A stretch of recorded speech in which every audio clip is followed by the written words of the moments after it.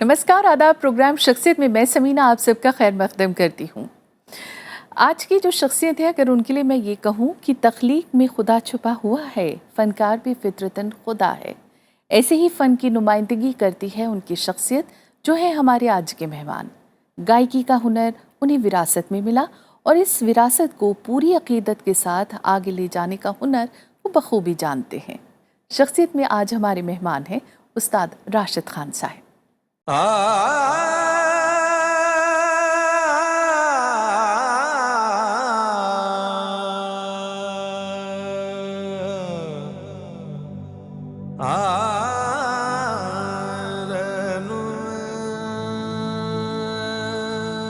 सफर विरासत का, बुजुर्गों की दुआ और इंद्रधनुषी रंग में रंगी सोचदार आवाज। याद पिया की आए, याद पिया की आए। आवाज जिसमें रंग है इबादत का और जिनका ताल्लुक है रामपुर सहसवान घराने से। अपने बुजुर्गों के हुनर और उनकी मेहनत को आज के जमाने में आगे ले जाने का सलीका रखने वाले हसास दिल शख्सियत उस्ताद राशिद खान। उत्तर प्रदेश के बदायूं में जन्म हुआ उस्ताद राशिद खान का और यहीं अपने बुजुर्गों की सरपरस्ती में गीत संगीत की शिक्षा आरंभ हुई। कोलकाता के आईटीसी संगीत नाटक अकादमी से बाकायदा तालीम हासिल की। 11 साल की उम्र में पहला स्टेज शो दिया और वहां से शुरू हुआ सफर बदस्तूर जारी है।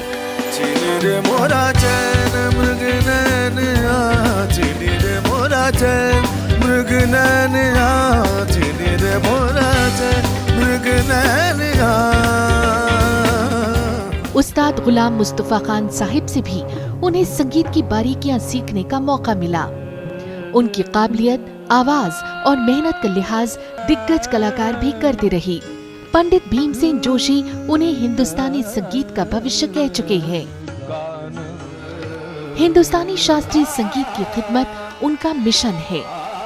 उसी कड़ी में शाकिरी बेगम मेमोरियल ट्रस्ट एक बेहतरीन प्रयास है। गजलों की अंजुमन में भी उनकी आवाज का सहर सर चढ़कर बोलता है।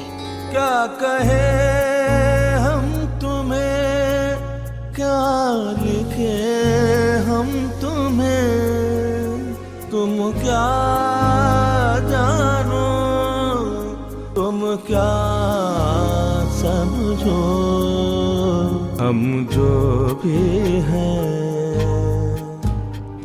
उनकी मखसूस आवाज की शैदाई बॉलीवुड में भी है।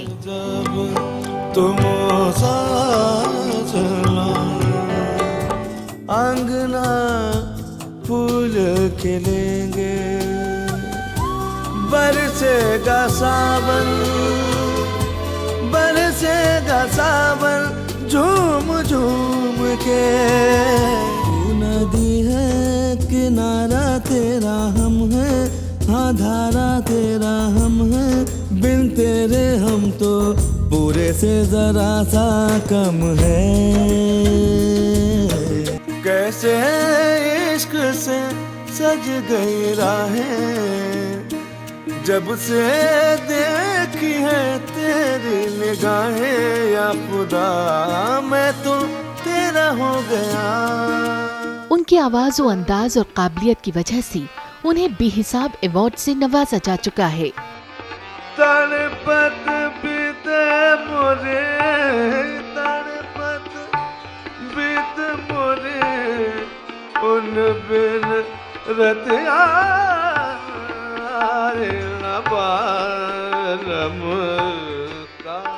बहुत बहुत खुशामदीद राशिद साहब प्रोग्राम शख्सियत में। बेपनाह खुशी है कि आज आप हम लोगों के लिए वक्त निकाल पाए और हमारी ऑडियंस आपकी आवाज़ से आज महजूज हो पाएगी। जी, कोशिश करूँगा। राशिद साहब, रामपुर सहसवान घराने से आप आते हैं जी। सबसे पहले क्यों ना आपके घराने से ही शुरुआत की जाए, आपके घराने की खासियत आप ही के अपने लफ्ज़ों में। देखिए, मेरे घराने की जो खासियत है वो ऐसी है कि हर रंग है मेरे घराने में, और ये नहीं कि ख्याल के ऊपर ही टिका हुआ है। ठुमरी, दादरा, गज़लें भी हैं, ख्याल तो है ही, तो सब कुछ मेरे घराने में है। तो क्यों ना आपके घराने के एक खास रंग से हम शुरुआत करें? ज़रूर। कुछ सुनाना चाहेंगे? मैं अपने घराने की एक राग यमन की बंदिश जो मेरे बड़े मामू की उस्ताद गुलाम मुस्तफ़ा खान साहब की, तो वो मैं सुना रहा हूँ।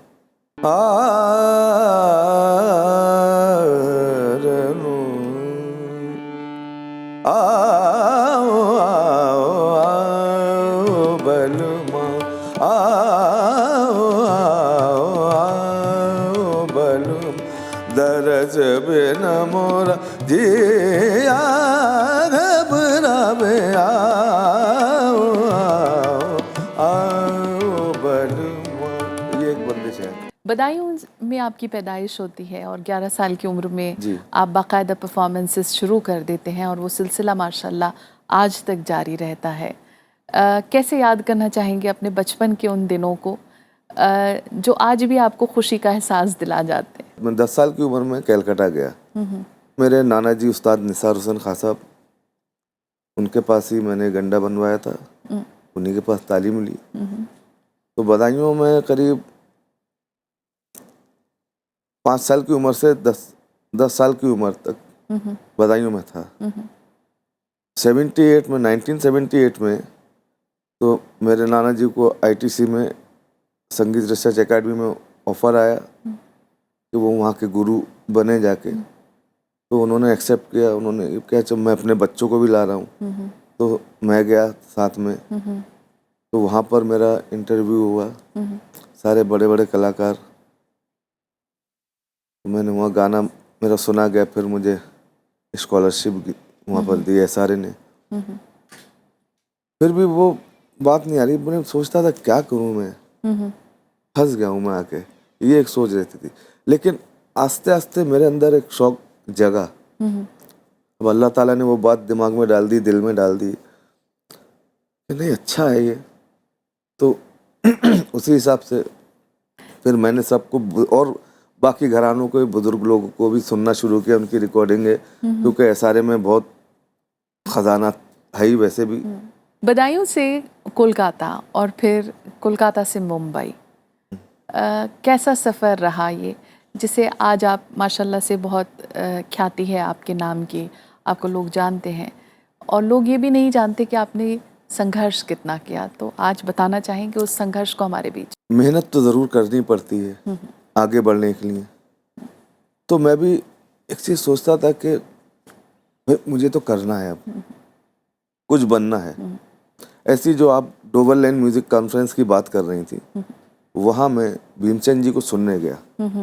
और जो वहाँ के जो कॉन्फ्रेंस करवाते थे, जो ऑर्गेनाइजर लोग, तो अब वो जानते थे मुझे।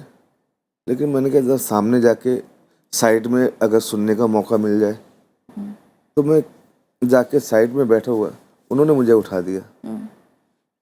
तो मुझे उस दिन बहुत तकलीफ और दुख। लेकिन मैंने एक दिन ये सोचा कि एक टाइम वो लाऊंगा तुम लोगों के लिए मैं, तुम लोग मेरे पीछे दौड़ोगे, मैं ना करता रहूंगा। ऐसा टाइम अल्लाह ताला ने दिखाया। फिर आस्ते आस्ते मुंबई में जाना शुरू हुआ। मुंबई में एक प्रोग्राम होता था घराना सम्मेलन। तो एक दौर था, पूरा गज़ल का ही दौर चला, क्लासिकल बम्बई में एकदम बंद। तो सब ने, ITC वालों ने और वहाँ पर बॉम्बे के कुछ लोगों ने मिलके साजन मिलाप करके एक संस्था बनाई जो प्रोग्राम होता था। तो उसमें प्रोग्राम पहली बार बॉम्बे में गया। आस्ते आस्ते फिर दिल्ली आया। दिल्ली में पहले मैं गाऊंगा, फिर रविशंकर जी बजाएंगे, फिर कलकत्ता में। तो बड़े बड़े बुजुर्गों के साथ मेरा पहले प्रोग्राम, फिर कोई बड़े बुजुर्ग बजा रहे हैं। तो ये जो मुझे प्लेटफॉर्म मिला, ये बहुत मेरे लिए नसीब की बात है। बहुत कम लोगों को मिलते हैं और मुझे उन लोगों का साथ मिला। सारे जितने बुजुर्ग, उस्ताद विलायत खान साहब, अली अकबर खान साहब, निखिल काका, निखिल बनर्जी, पंडित निखिल बनर्जी, तो इन लोग का मुझे साथ मिला। अप्पा जी जैसे गिरजा देवी जी हैं, एसआरए में ये लोग थे, और भी जितने बुजुर्ग वहाँ पर। तो खैर सारे बुजुर्गों से मुझे बहुत कुछ सीखने को मिला, हाँ, और मेरे उस्ताद की तालीम, उनकी जो मेरे ऊपर एक उम्मीद थी, हाँ, उसमें मैंने कुछ खरा उतरने की कोशिश की। ये सोचा कि उनकी उम्मीदों पर पानी नहीं फिरे। बाकी और दिल्ली में भी मेरे मामा लोग, उस्ताद हफीज़ अहमद खान साहब, सरफराज जी खान जी साहब। जी जी, हाँ, और एक चीज़ मैं भूल रहा था, बधाइयों से मैं पहले बॉम्बे गया था, हाँ हाँ, बड़े मामू साहब के पास, अपने गुलाम मुस्तफ़ा गुलाम खान मुस्तफ़ा साहब खान के, साहब के हाँ, पास। तो वहाँ पर उन्होंने इंग्लिश मीडियम स्कूल में मेरा दाखिला करवा दिया। मेरा कहाँ मन लगे तो कुछ फिर किसी भी सूरत से घर वापस आया, वालिद साहब को बोला, पापा मैं बम्बई और नहीं जाऊँगा। हाँ, बोले, बेटा और क्या करोगे? मैंने कहा यहाँ कहीं सिखवाओ ना, अब्बा से बोलो। तो फिर हमारे फूफा वो लेके गए कि भाई साहब ये आपका आज से गुलाम। तो उस तरह से उनके पास सीखने को मुझे मिला। वो जो मेरी तालीम हुई, वो मेरे लिए बस उनकी दुआ, वो काम आई मेरे। आपके कुछ अपने हैं राशिद भाई, जिन्होंने आपके आज तक के सफ़र को देखा, आपके साथ जुड़े, उनकी कुछ राय रही है, फिर मैं आपकी भी राय लूँगी। आइए देखते हैं। राशिद भाई, मैं बहुत साल पहले उनसे मिला, कुछ 7-8 साल के थे राशिद, और मेरे अपने उस्ताद गुलाम मुस्तफ़ा खान साहब के घर पे मिला था मैं, बच्चा बिल्कुल, और बड़े प्यार से बोल रहे थे, बात कर रहे थे, और फिर कुछ गाना शुरू किया उसने, तो मैं तो दंग रह गया। मुझे बहुत अच्छा लगता है, नॉट बिकॉज मेरा छोटा भाई है, मगर वाकई उनका गाना अच्छा लगता है। I wish you all the best, long life, और भी नाम हो जाए आपका, और सुनते रहेंगे आपको। नमस्कार राशिद भाई, सलाम। आप कैसे हैं बताइए, और बड़ी खुशी हो रही है आज आपको देखकर। क्लासिकल म्यूज़िक जो आजकल खासकर जिस तरह से आपका गाना है, और आपकी वॉइस का टेक्सचर है, और आपकी अदायगी है, और इंटरप्रिटेशन ऑफ नोट्स जो आपके हैं, वो मैं ये मानता हूँ कि इस वक्त बहुत कम हिंदुस्तान में जो क्लासिकल गा रहे हैं। और आपसे पहली दफ़ा पर्सनल मुलाकात हुई तो दिल को बड़ा सुकून मिला और बहुत खुशी हुई। राशिद भाई, मैं आपको बहुत बहुत मुबारकबाद देता हूँ। अब तक आपने जो क्लासिकल म्यूज़िक के लिए काम किया है, मैं ये दुआ करता हूँ कि आप आगे भी इसी तरह से क्लासिकल म्यूज़िक गाते रहें, उसको प्रमोट करते रहें, और उसके साथ साथ दूसरे टाइप के जो म्यूज़िक हैं वो भी जब कभी मौका बेमौका अगर आपसे कोई रिक्वेस्ट करे तो उनकी रिक्वेस्ट भी पूरी कर दें। नमस्कार राशिद भाई, मैं तो आपके साथ बहुत साल संगत करते आ रहा हूँ। एक बात मैं कहना चाहूँगा कि जब भी आपके साथ संगत करता हूँ, स्टेज में बैठ के संगत करने के साथ साथ मैं सीखता भी हूँ। और एक बात मेरे ध्यान में आ रहा है कि आप जब भी कहीं भी गाना शुरू करते हैं, 2 मिनट के अंदर आप कहीं खो जाते हैं। ये आपका फेस देख के हमको फील होता है। ईश्वर से यही प्रार्थना होगी, आप ऐसे ही गाते रहिए और सबके दिल में बसे रहिए। क्या कहना चाहेंगे राशिद भाई इनके लिए? गुप्ता जी जैसे इंसान बहुत कम ही लोग होते हैं, और संगीत को प्यार करने वाले। और ज्योतिदा का साथ तो मेरा ऐसा है कि बचपन से ज्योतिदा को मैं देखता आ रहा हूँ। एक साथ संगीत रिसर्च एकेडमी में हम लोग रहे। मुझे मालूम है जब अमेरिका हम लोग जाते थे टूर में, मैं देर से उठता था सो के, प्रोग्राम में जाना है, और ज्योतिदा बेचारे देख रहे हैं कि ये अभी तक उठ नहीं रहा है। मेरे कपड़े प्रेस करके रख दिए, हे राशिद उठ जाओ प्रोग्राम का टाइम हो गया। तो मैं जल्दी से नहा वा के, कपड़े तो रेडी हैं। ज्योतिदा ने मेरी बहुत, एक तरह से बड़े हैं वो मेरे, काफ़ी कुछ किया। आपकी जो खासियत है या आपके घराने की जो खासियत है उसमें तानकारी का एक अपना महत्व है। तानकारी तो है। आप उसको कैसे डिफाइन करना चाहेंगे, और अगर कुछ गा के सुनाए तो इनायत। तानकारी का तान देखिए एक उपज है एक इंसान की।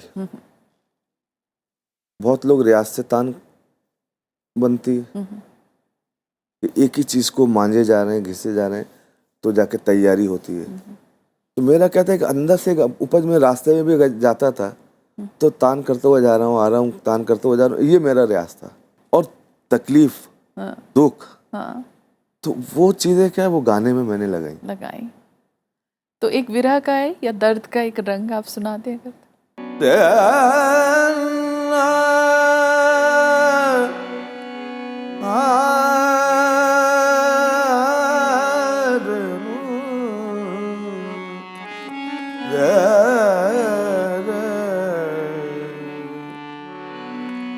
मोरा देख बेक मन लल जाए, देख बेक मन लल जाए, देख बेक मन लल जाए, देख बेक मन लल जाए।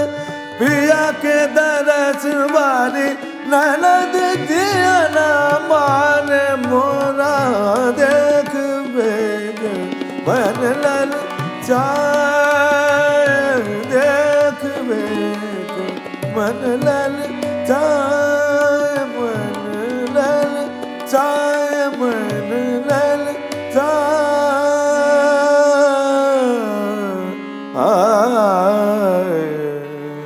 तो सुबह सुबह बहुत उठ के बैठे, गला पकड़ा हुआ है। नहीं, बहुत शानदार। राशिद साहब, कुछ एक पसंद की चीज़ होती है जिसे हर कॉन्सर्ट में आप सुनाना पसंद करते हैं और आपकी ऑडियंस भी उस चीज़ की डिमांड करती है, तो वो हम लोगों को ज़रूर सुनाइए। हाँ, जैसे मैं गाया था याद पिया किया है, जो बड़े गुलाम अली खान साहब ने गाया है।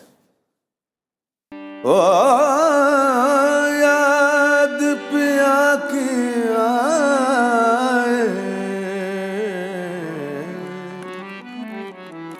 याद पिया की आए, ओ ये दुख सहा न जाए, आए राम याद पिया की आए। शायरी में भी आपको दिलचस्पी रही और मैंने आपके इधर गज़ल के एल्बम्स भी देखे। हाँ, वो मैंने अमिता दीदी के लिए मैंने वो गज़ल गाई थी, जबकि गज़ल मैं गाता नहीं था, तो उनके गज़ल मैं आपको सुना देता हूँ, 2 बोल, कोशिश करूँगा। वैसे आगे हमें सुनने को मिलती रहेंगी गज़लें। मैं चाहती हूँ कि आपके एल्बम्स ज़्यादा से ज़्यादा आए गज़लों के। मैं कोशिश करूँगा। लबों पे इश्क का दावा हजार, दिल में सुकून क्या इस तरह भी मोहब्बत निभाई जाती है। लबों पे इश्क का दावा हजार, दिल में सुकून लबों पे इश्क का। राशिद साहब, और कुछ आपके अपने हैं जिन्होंने अपनी राय का इज़हार दिया और इसमें अमिताभ जी को भी हमने जोड़ना चाहा है इस कार्यक्रम से। अच्छा। आइए देखते हैं उन लोगों का क्या कहना रहा। आइए। आदाब राशिद भाई, मैं बहुत खुशकिस्मत हूँ कि आज इस बहुत ही पायदार प्रोग्राम शख्सियत में आपसे मुखातिब होने का मुझे मौका मिल रहा है। I feel very blessed. आपके साथ जो काम किया, आपकी पहली गज़ल एल्बम इश्क लम्हे, वो काम हमेशा याद रहेगा, वो एक्सपीरियंस हमेशा याद रहेगा। मेरी हौसला अफजाई हुई क्योंकि एक आपके लेवल का आर्टिस्ट अगर मेरे कलाम को गाता है, उसमें डूबता है, उसको समझता है और फिर उसे अपनी आवाज़ देता है, तो मैं समझती हूँ कि मैं बहुत खुशकिस्मत हूँ कि मुझे ये मौका मिला कि अपने कलाम को आपकी आवाज़ में सुन पाऊँ। आपने कहा था कि गज़लों में और बंदिश में कोई फ़र्क नहीं, सुर हर जॉनर को एक सा मानते हैं, संगीत संगीत है, मुझे संगीत अच्छा लगता है, चाहे वो गज़ल की फॉर्म में आए, चाहे वो फिल्मी गाने की फॉर्म में आए, और या फिर बंदिश हो या ख़याल गायकी। आपका शुक्रिया अदा करती हूँ कि आपने ये मैसेज लोगों को दिया इन गज़लों को गाकर, और यही उम्मीद रखती हूँ कि ये सिलसिला जारी रहेगा। राशिद भाई नमस्कार। आपको आज शख्सियत में देखने से बहुत अच्छा लग रहा है। हमें बहुत कुछ चीज़ें याद भी आ रहा है हम दोनों का साथ में काम करते हुए। सबसे बड़ी बात तो ये है कि हम दोनों का एक महीने के अंतर में एक ही साल में जन्म हुआ। हम दोनों की दोस्ती करीब 30 साल तो हो गया है अभी। यही मैं प्रार्थना करता हूँ ईश्वर को कि ऐसे गाना बजाना हम साथ में करते रहें और आपको पूरे विश्व में यही ख्याति और ये नाम, यही गाना जो ईश्वर की देन है, आप खुद ऐसे ही इसकी इंस्पिरेशन सब लोगों को मिले, हमें भी मिले और हमारी ये दोस्ती कायम रहे। क्या कहना चाहेंगे अमिता जी और शुभांकर जी के लिए? देखो, अमिता दीदी, हम लोगों ने एक साथ जो काम किया था रात को 2-2 बजे तक, मेरी आदत क्या है कि रात को रिकॉर्डिंग पसंद करता हूँ करना। अच्छा। शांति रहती है, वो अच्छा लगता है। तो इस बात की मुझे खुशी है कि गज़लें अमिता दीदी ने गवाई ली मुझसे, और मुझे भी अच्छा लगा। और भी आगे भी मैं, आप कह रही थी, मैं ज़रूर उनके लिए काम ज़रूर मैं करूँगा। उसके बाद मैं मेरा दोस्त शुभंकर की तरफ आता हूँ।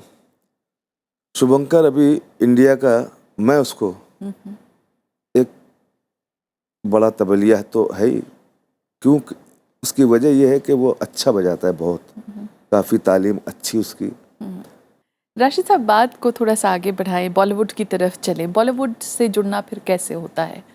मैं तो मना करता था हमेशा कि नहीं, क्योंकि वही बुजुर्गों की बात है, नहीं ये सब नहीं करना। अचानक मेरे पास संदेश शांडालिया, अच्छा म्यूजिक डायरेक्टर है, वो कलकत्ता आ गया। हाँ साहब ये करना है, तो मैंने उसको भी मना किया। मैंने कहा यार ये मुझे करवा, नहीं करना पड़ेगा। मैंने कहा छोड़ दे भैया। वो कलकत्ता आया, मैं तो यहाँ से उठने वाला नहीं हूँ, तो मैंने कहा चल भाई सुना क्या है गाना। तो उस वजह से वो गाना मैंने गाया, आओगे जब तुम साजना। यहाँ ये जानना बेहद ज़रूरी है राशिद साहब कि फ़िल्मों में जाने के बाद यकीनन मसरूफ़ियत बहुत ज़्यादा बढ़ जाती है। ऐसे में शास्त्रीय गीत संगीत के लिए वक्त निकाल पाना, और आपकी फ़ैमिली के बारे में भी जानना चाहूँगी कि फ़ैमिली के लिए वक्त निकाल पाते हैं, और कौन कौन है जो आपकी लेगेसी को आगे ले जाने के ख्वाहिशमंद हैं? जहाँ तक फैमिली का मेरी सवाल है, फैमिली में बहुत प्यार करता हूँ। मेरे बच्चे हैं, सुहा, शावना, अरमान और मेरी बीवी, क्योंकि मेरी बीवी का बहुत बड़ा हाथ है मुझे आगे बढ़ाने का। अच्छा, क्या नाम क्या है उनका? देखो, उसका घर में तो शोमा बोलते हैं, उसका नाम नाजिया भी हम लोगों ने दिया था। तो उसका जो मेरे पीछे जो हाथ आया जब से, फिर मैंने पीछे मुड़ के देखा नहीं। और आपकी पसंद का एक गीत जो हमारे प्रोग्राम के आखिर में हम आपसे ज़रूर सुनना चाहेंगे। मेरे नैना सावन भादो, फिर भी मेरा मन प्यासा, फिर भी मेरा मन प्यासा, बात पुरानी है, एक कहानी है, अब सोच याद नहीं है, अब सोचूं नहीं भूले वो सावन के झूले। रुत आए रुत जाए देकर झूठा एक दिलासा, फिर भी मेरा। राशिद साहब, आज आप शख्सियत में तशरीफ़ लाए, आपका बेपनाह शुक्रिया। मैं आप सबका शुक्रिया अदा करता हूँ, उनका सबका शुक्रिया मैं करता हूँ जो आप सब लोग प्रोग्राम देख रहे हो। मेरा सबको आदाब, नमस्कार। बहुत बहुत शुक्रिया। तो शख्सियत में आज फ़िलहाल इतना ही। ऐसे ही ताबिंदा सितारों का सिलसिला शख्सियत में जारी रहेगा। इजाज़त दीजिए, नमस्कार, आदाब।